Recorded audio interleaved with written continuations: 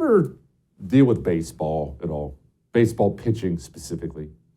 I have a friend, I'm not going to get into all the details of it, but I have a friend who works with pitchers, namely older pitchers, professional pitchers. And I've talked to this guy several times. And one of the things he's told me over and over and over again, he said, Jesse, one of the hardest things I have to deal with is a pitcher who's used to throwing gas. That means fastballs, ladies. Fastballs. Throws really hard. He throws it really hard, really fast. And that's what he's done his whole life. In high school, he threw gas.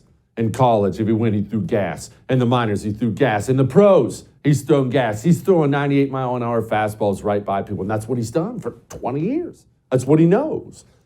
And then he hits 37, 39, whatever, pick the age. Everyone's arm ages differently, but he hits a point, and 98 becomes 97. And it's 96. And it's 95, and instead of striking out 10 batters a game, he's given up 10 runs a game and having to sit, he tells me he's having to sit that pitcher down and explain to that pitcher, buddy, the gas is gone. You need to start throwing curveballs again. You need to start throwing changeups, start throwing sliders. Doesn't mean you're bad. Doesn't mean you're not a pro. Doesn't mean you need to get out of the league. It means the gas is gone. Donald Trump's gas is gone. And hold on, before you scream, throw your MAGA hat at the TV and walk away. Let me explain something. Trump has chosen to, for better or worse, get involved in this speaker race. He came out very publicly and he said, hey, let's get Kevin elected. It's time to let's go. He went all in for McCarthy. Not only did he go all in for McCarthy, he apparently organized a meeting trying to get the deal done for McCarthy. So Trump throws in his lot with McCarthy, goes all in. Now, 2016, 2017, 18, even 19, I would argue, if Donald Trump came out and told Republicans, vote for McCarthy, it's over. It's already done. Donald Trump had that kind of gas back then. That was 98-mile-per-hour fastball Donald Trump. Donald Trump ruled the Republican Party. If you had his favor, you did quite well. If you had his ire, you were basically finished. We could take all hour on the show tonight to list all the useless rhino Republicans whose career Donald Trump ended. So he simply blasted them, ended. They got primaried or retired before they got primaried. Just Donald Trump, if he hated you, it was the kiss of death. You were already done. Grim Reaper, come round him up. That Donald Trump is gone. The Donald Trump we have now, for a lot of different reasons, some his fault, some very much not his fault, he doesn't have that kind of juice anymore. He's going to have to go with different tactics. And you know how you know? Donald Trump's biggest supporters are now not just defying him, they're okay with very publicly defying him. Matt Gaetz nominated Donald Trump to be Speaker today, so we're not going to get into that lunacy. But he also came out when Trump was pushing for McCarthy and said, quote, supporting McCarthy is the worst human resources decision President Trump has ever made. Sad. Oh, man, he even got a little sassy. Lauren Boebert, as you know, the Jesse Kelly Show's bipartisan hottest women of Congress list champion, current champion. We have another list coming out in the next coming months, so we'll see if she regains her title. But she also is a friend of mine. And not only is she a friend of mine, she's a hardcore Trump person. We're talking the MAGA hat, the works, the Trump endorsement on the website, love Trump, love Trump. She is a Trump person. Lauren Boebert went on the House floor and said this. Let's stop with the campaign smears and tactics to get people to turn against us, even having my favorite president call us and tell us we need to knock this off. I think it actually needs to be reversed. The president needs to tell Kevin McCarthy that, sir, you do not have the votes and it's time to withdraw. And with that, I yield. Thank you. Man. Now, you can think whatever you want about that House speech. It shows that the fastball is gone. The days of Donald Trump saying and everyone else doing are gone. Now, what does that mean for Trump politically? It doesn't mean that Trump is done. Maybe you love Trump and you're sitting there sad right now. Jesse, don't say it's over. I'm not saying it's over. I'm not saying that at all. And you Trump haters, don't celebrate. Yeah, you're right. He's finished, Jesse. He's not done. But here's what it most definitely does mean. He is going to have to, it's not an option anymore. He's going to have to change some of his tactics. Not change who he is who he is. He's going to have to change some of his tactics because he most definitely is done if he does what so many of those pitchers do. My buddy told me about him and says, no, I still got it. And he goes out there and just tries to keep throwing the gas that ain't there anymore. He's done. He's finished. He doesn't have that kind of political juice. He is going to have to go from a man who says go and everyone goes to being a coalition builder again. He can regain that kind of a juice, but he is going to have to change and bring that coalition back together again. It's not that he's lost everyone's support. That's ridiculous. Ignore any idiot who tells you that. But he has lost support, and not an insignificant amount of support. So he's got work to do. Doesn't mean he's finished. It means the fastball can still be there. It's not your number one pitch anymore. And you can't just go out there and throw it the whole game.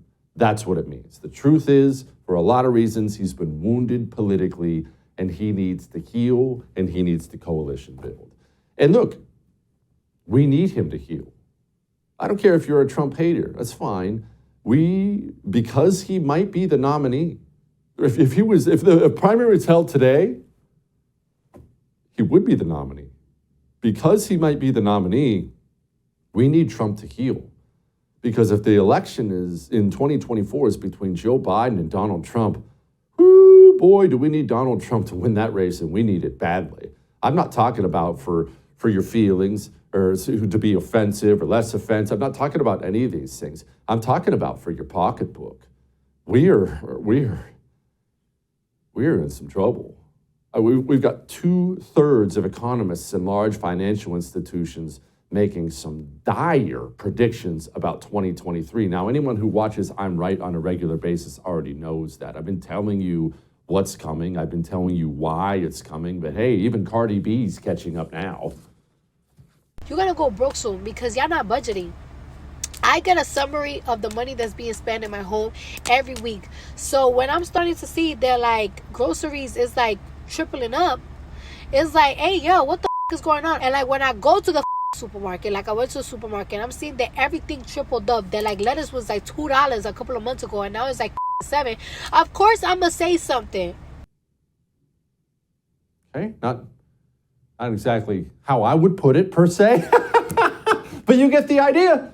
Groceries are expensive, and we're in real trouble because the Biden administration is still rolling out Corinne Diversity hire to tell you how great everything is. We've made significant progress in lowering the prices, gas prices specifically. Prices are down nearly $2 per gallon and are lower today than they were 1 year ago today, this very day. Once these refineries come back online, do you expect the gas prices to come back down? And the price of gas when the president came into office was $2.39 a gallon. I know, but I'm talking about 1 year ago, and that was 1 year ago was not when he came into office, right? So. Oh, no. I wasn't talking about when Trump was in office, just a year ago when we screwed everything up even worse. Look, this is not news to you. According to Gas Buddy, average American expected to pay $2,500 now annually in gas. Average American was paying $1,300 in gas when Donald Trump was president of the United States of America. What does that mean? It means simply not that gas is more expensive. We already know that. It means that you are watching in real time your standard of living go down.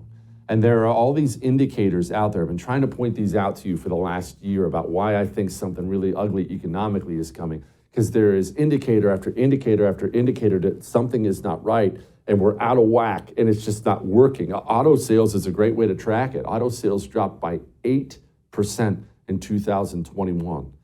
Now, 8% it's a weird thing because you see 8%.